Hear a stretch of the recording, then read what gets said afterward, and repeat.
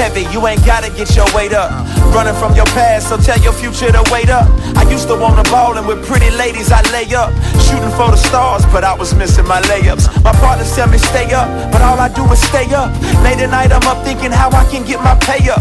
And when it came to God, I thought I had to work my way up. Learned about his grace and now I can never repay him. Rescued me from darkness, took me from a heartless, lawless. Boy, you just don't know how good my God is. I met the Lord and then he hit me to some life game to stimulate and activate me to the right thing. Touching my God. We go so high, yeah. You feel the same way too.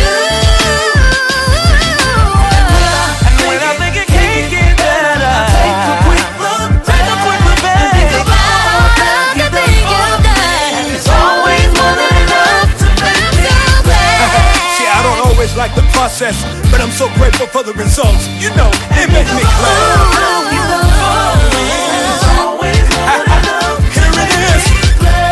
Ladies and gentlemen, you are not listening to beautiful music from the beautiful people.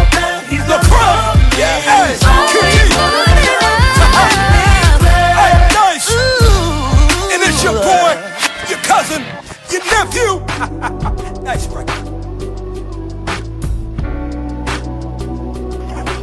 Alright, we'll be back here at DJTWalk Red Hour. Once again, questions, comments, today you want to get a Will Demps, call 765-761-2415. Listen, man, Will Demps is part of the exclusive case called One God, One Army distro. We're going to be sending out tracks for William. So if you want to get on and get some of his tracks, man, that we send out, make sure you email One God, One Army distro at Gmail, or hit us up on Twitter and we'll try to add you to the list. Hopefully, all the record companies and radio programs have gotten it. T.S.O. and they can start to send them in the radio rotation. I know most of my DJ friends got it, so and I got it, so you'll be. This ain't gonna be the first. It's not the first. If you listen to the show, it's not the first time you have heard or seen the moments that I spent it a couple times. So make sure you check that out. So let's get on, man. Question of the week. Should Christians listen to the unclean version of secular music? The clean version of secular music. I believe you should not do anything, listen to anything that doesn't align with your core values. So if he's not in alignment, then no. If you have peace about it and it does not disrupt what in your heart you're supposed to be doing, the path that you're supposed to be walking, it doesn't speak against it, then I don't think that there's an issue. I think sometimes we over-spiritualize things, and if it is something that is, say for instance, if you got a tremendous lust problem, certain things you don't need to be listening to because it's going to put you in that frame of mind to make you want to act on that lust. You know what I'm saying? So I think it's about being honest with yourself and honest with God. The Bible says God desires truth in the inward parts, and when you operate in that vein, God honors it. When we're, doing stuff just to, I guess I'll say it from this point of view. There's many people. No, I'll just use the scripture. Here we go.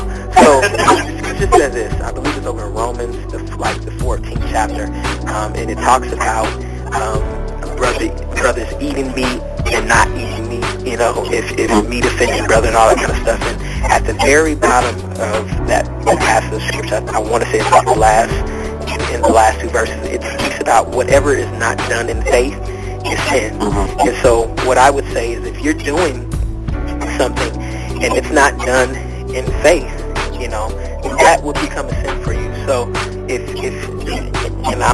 hopefully it's making sense to the listeners. So for example, and it goes into other areas other than just listening to secular music. If I save money, right, then I'm saving that money and I'm saving it from a framework of, I don't know if God is going to take care of me. I got to take care of myself.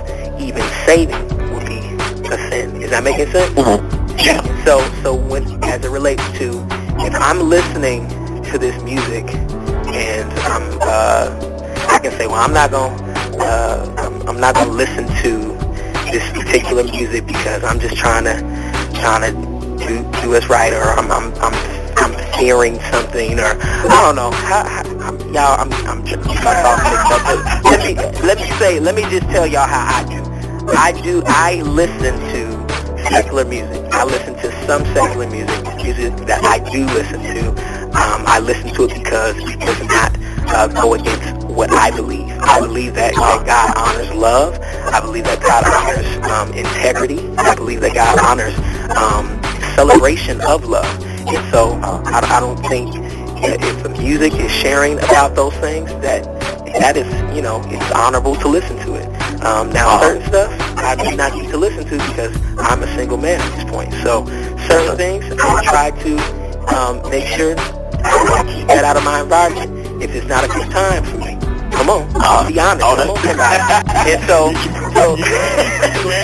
yeah, I'm being real. So I think that being authentic in your heart before God and making sure that what you're doing is done in faith and not done out of fear. Because if I'm just saying I'm avoiding it because I'm walking and it's a whole bunch of it's fear-based, then that's the issue too, and that's a deeper issue that you got to really go before God and just ask God to help you be honest about what's going on so you can deal with it and you can move on. So hopefully that I didn't confuse y'all too much.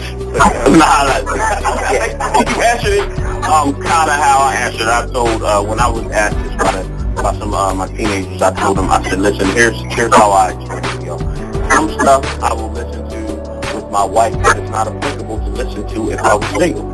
So because I'm married, I can listen to this, but if I'm single, it's not wise for me to listen to it because it's going to bring up some other emotions, and it's going to take me to a place I don't need to be in at this particular time. So if I'm married, I can turn on some slow jams with my wife and keep the kettle and all that stuff, but if I ain't married, Well, let me say this. I think another piece that I was trying to bring out is this. Growing up in church, many times you get say, oh, that's just the devil. And everything is not the devil. Everything is not the devil. Some of it is just your weakness, and it's, you know what I'm saying? You try to put your stuff on me. It's a presentation. Some people, and I'll use this, and I know this is going to be a little, it might be a little racy, but the Bible tells us that being drunk is the sin. That drinking is a sin. You know what I'm saying? And so you have to make sure that you do it according to what the Scripture says, and not put things in people, put things into Scripture's mouth that it did not speak.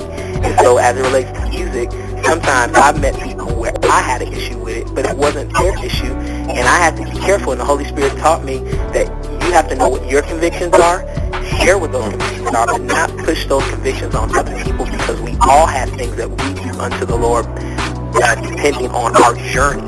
You know what I'm saying? If I've ever been an alcoholic, I may all together. I don't care if it's just sitting down at having a fine dinner with people. I say I'm not going to partake of a glass of wine because I know where that can take me. Whereas you can do it, and it has nothing to do with anything sinful. You don't have any intentions of getting drunk. You're experiencing a wonderful, classy time with some people that you love. And that's the reality of it. And I think we have to be able to differentiate those moments and be mature, because everybody can't handle those moments. So I hope that makes sense. But I wanted to put that out there because growing up in church, that used to hit me, where people try to make their convictions their convictions. And it's like, wait a minute, I don't even have an issue with that. And I'm not even processing it that way, and I didn't even think about it that way until you put that on me. And so, yeah. That does happen a lot in church in general. Is the conviction is made for the totality of the church and not just for the individual. So if my problem is lust, and I'll be like, everybody got a problem with lust. And I'll be like, no, I don't have that problem. Right. And I think it's great that people are transparent, but you also have to be objective and put things in its proper context, so we don't create these negative paradigms for our ministries or the people that we're responsible to raising up in the kingdom. So I think there just has to be a real sensitivity and honestness to oneself before you begin to tell somebody else what to do and what not to do. And make sure at the end of the day that it's always steeped in the Word of God, because we have had a lot of dream killers behind saying, well, that ain't right. There's one young lady that I know of, and when she was growing up in church, wonderful. She had just a wonderful art, music and arts ministry in her acting and dance and all that kind of stuff. And she went to some praise dance at her church, and her pastor totally shut her down in the middle of her praise dance because she said it was being too seductive.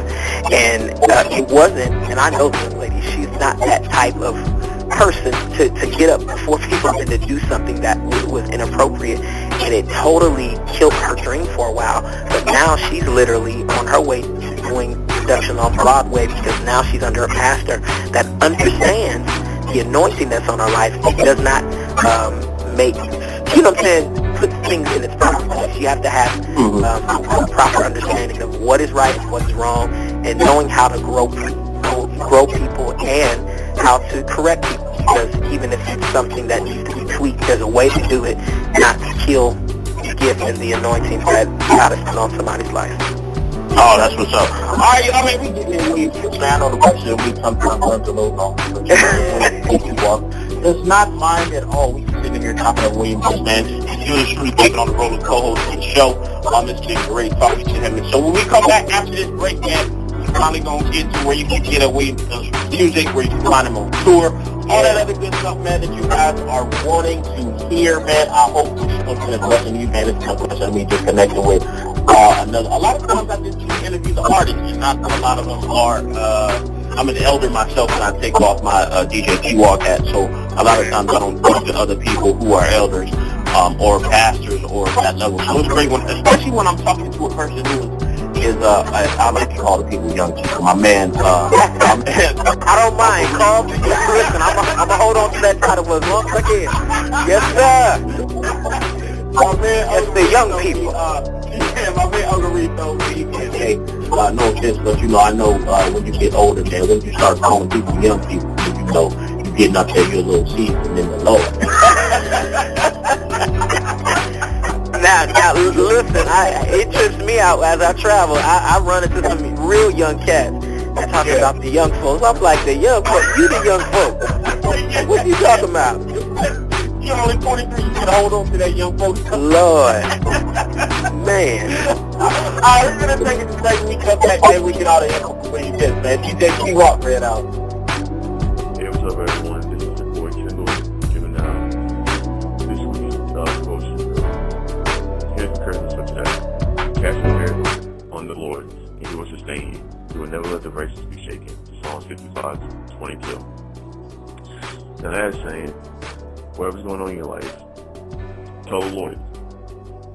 See, the problem with Christians, we tend not to open our mouths as often as we should.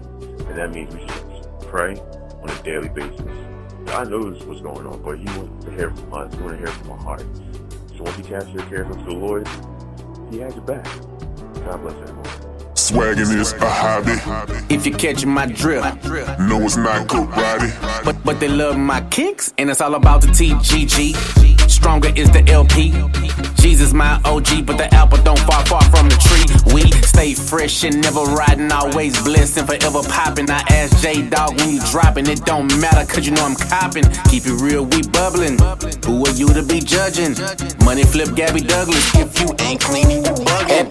Every single day, people always ask me how I live this life and how I stay so clean. This is what I tell them, it ain't about my jeans. I rock a true religion, but I'm talking about the King. I get it from my mama, she always used to tell me, if you ain't got no money, then boy you gotta stay clean. Like a young Obama, Martin Luther King. If you wanna be somebody, then this is what I mean. Stay clean, stay clean, I always gotta be clean. It's a dirty world, you know I gotta be clean. Stay clean, you know just what I mean. Early Sunday morning, you know I gotta stay clean. I always gotta be clean. I always gotta be clean. Jesus beats in fashion, I'm swagging on the scene. It's a dirty world, so you know I gotta be clean. I'ma keep it 300, no I'm not cheap key.